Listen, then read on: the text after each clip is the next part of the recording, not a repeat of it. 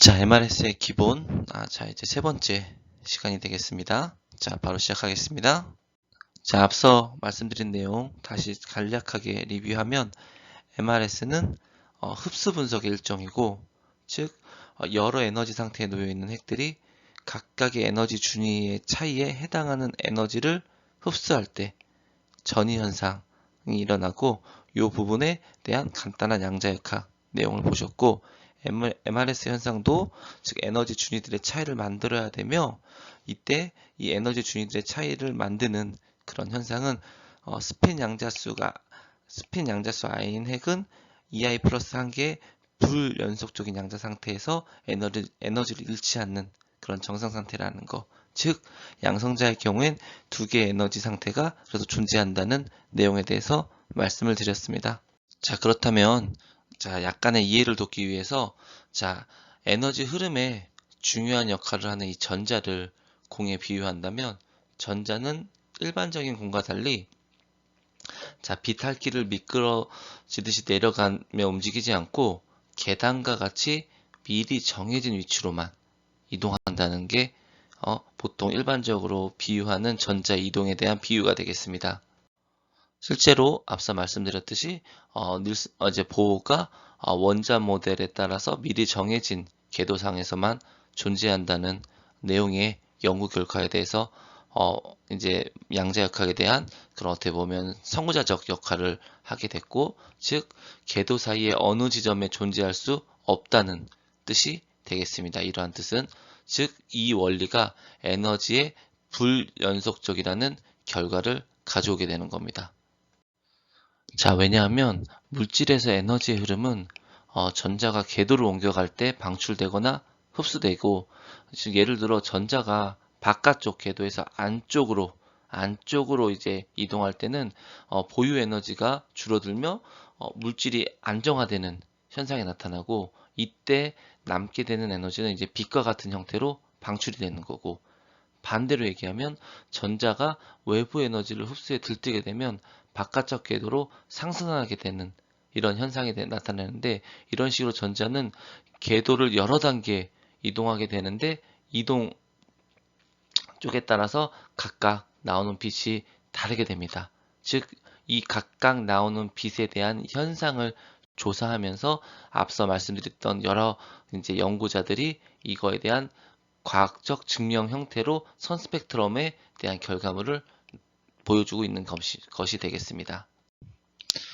자, 각각의 고유의 빛을 내는 선 스펙트럼 형태로 보여드린다고 하였는데, 일반적으로 태양빛은 프리즘에 비칠 때 무지개색이 경계 없이 자연스럽게 이루어지는 뭐 연속 스펙트럼, 저희가 이제 학교 시절에 보셨던 연속 스펙트럼 형태를 나타내는 것이 뭐 이제 일반적인데, 이런 것들은 태양빛 속엔 파장의 빛이 촘촘히 섞여 있기 때문에 뭐 말 그대로 연속 스펙트럼 현상이 생기게 되겠지만, 하지만 저희가 알고 있는 고유의 물질들은 다음과 같이 뭐 나트륨, 수음, 리튬 같이 고유한 자기들만의 그런 영역대에서 이런 밝은 선이 보이게 되는 현상이 나타나야 되고, 저희가 지금 보고 있는 수많은 연구들이 이제 선 스펙트럼에 대한 이런 것들을 조사하여 이제 이런 연구물의 결과물로 증명을 하고 있는 형태가 되겠습니다. 자, 그렇다면 이제 수소에 대한 선 스펙트럼에 대한 의문도 자연스럽게 보호가 제시한 전자와 에너지 준위의 개념에 따라서 이제 문제가 풀리게 되는 겁니다. 보호는 전자가 궤도를 이동하는 양자 도약 과정에서 빛이 발생하고, 도약거리는 빛의 색상을 결정하는 걸로 보았습니다. 자, 그렇다면 이제 오늘 보실 내용은 이제 지만 이펙트에 대한 내용이 되시겠고, 지만 이펙트는 자, 결국엔 에너지 상태 분해 현상을 나타내는 현상을 발견한 거에 대한 내용이 되겠고, 즉 외부 자기장이 없으면 에너지 상태가 같지만 자기장 속에 놓이면 에너지 상태가 달라지게 되고, 저희가 항상 접하는 이제 하이드로겐의 프로톤으로 대상을 얘기를 하면은 두 개의 에너지 상태가 존재를 하며 외부 자기장이 동일한 에너지를 분해시키게 되며, 이러한 분해 현상을 이제 지만 효과라고 하는 거고, 아무래도 낮은 에너지가 안정됐기 때문에 플러스 2분의 1 알파의 형태로 표시를 하고 있고, 높은 에너지는 마이너스 2분의 1의 베타로 표시를 하고 있고, 두 에너지 차이를 델타 E로 나타내고 있습니다. 자, 그렇다면 지만 효과에 대해서 또 간략하게 말씀드리면, 이제 피터리 제이만, 이제 네덜란드 사람으로, 이제 네덜란드식 발음으로 이제 제이만이라고 보통 불러진다고 합니다. 그래서 이제 저도 이제 제이만이라고 이제 호칭을 하도록 하겠습니다. 그리고 그의 스승인 로렌츠에 대한 내용을 간략하게 말씀드릴 건데, 제이만은 가장 관심 있는 분야가 말 그대로 자기와 이제 빛에 대한 자기 광학적 연구가 가장 큰 관심거리였다고 합니다. 아무래도 시대상 18세기 후반에서 19세기 초반이었기 때문에 아무래도 이제 패러데이의 그런 전기와 자기에 대한 이제 공식이 나오고, 로렌츠가 이를 집대성하는 그런 다양한 그런 연구들이 쏟아질 시점이다 보니 이 당시는 이제 이러한 연구들이 되게 큰 트렌드였다고 합니다. 즉 제이만은 전자석 사이에 놓은 분젠 버너의 불꽃에 소금을 묻힌 성면 조각을 넣어서 복사선을 주로 관찰했다고 합니다.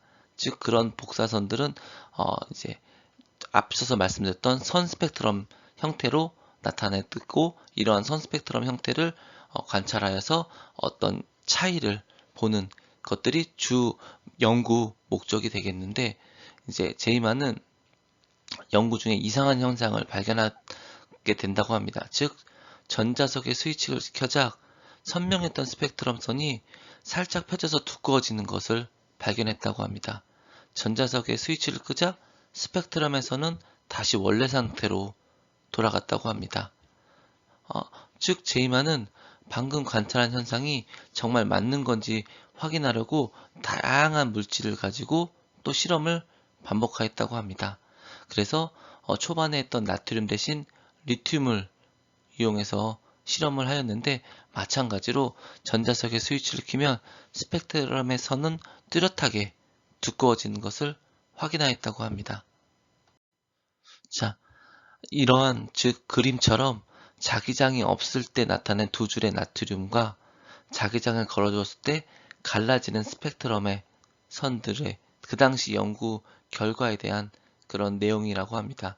즉 제이만의 연구를 통하여 자기장이 걸어졌을 때 에너지 상태가 이제 변한다는, 즉 분해된다는 현상을 말 그대로 제이만이 발견을 하게 되었고, 아래 그림은 이제 관련된 실험에 사용했던 이제 자기석이라고 합니다.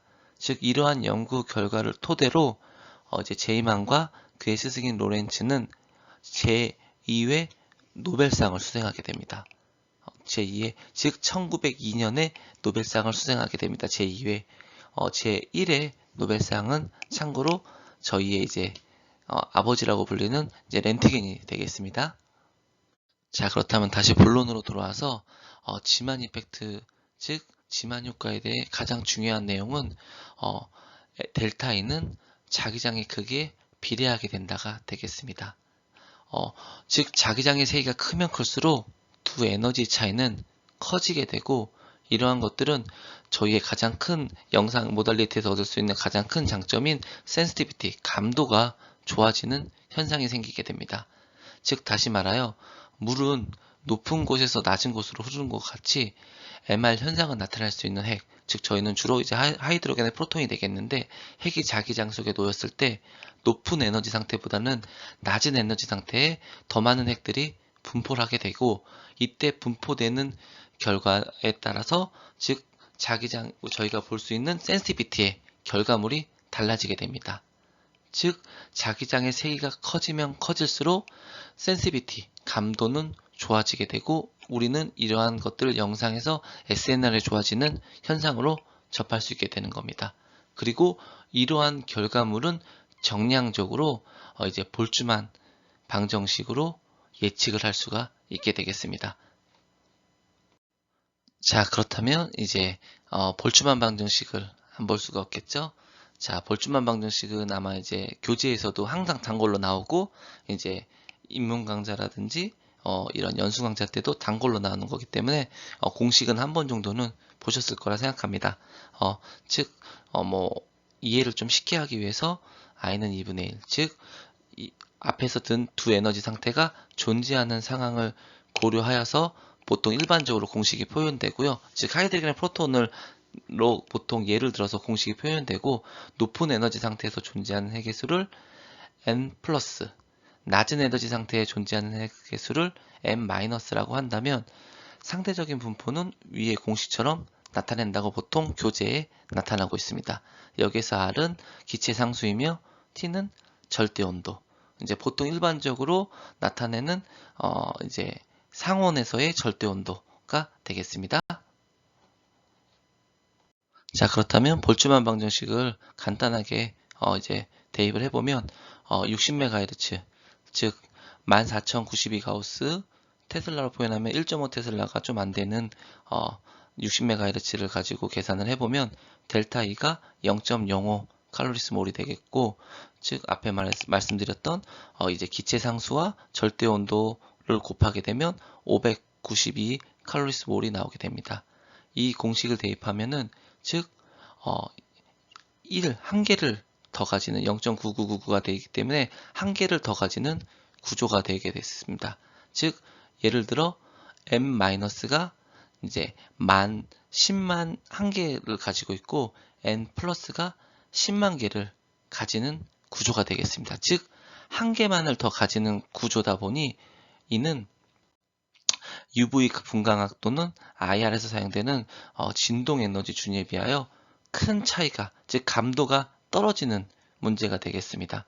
즉 MR의 최대의 단점은 이미징이 됐든 스펙트로가 됐든 신호 감도가 다른 모달리티나 다른 분광법에 비해서 현격히 낮다는 것이 가장 큰 문제가 되겠습니다. 즉 이러한 문제를 개선하기 위해서 외부 자기장애를 최대한 높이는 방향식으로 일반 이미징처럼 이제 분광법 MRS에서도 이런 외부 자기장을 높이는 방향으로 방법이 접근이 되고 있고요. 그래서 외부 자기장이 크면 낮은 에너지 상태도 증가를 하기 때문에 신호 감도가 좋아진다가 오늘의 그런 내용의 마무리가 되도록 하겠습니다. 감사합니다.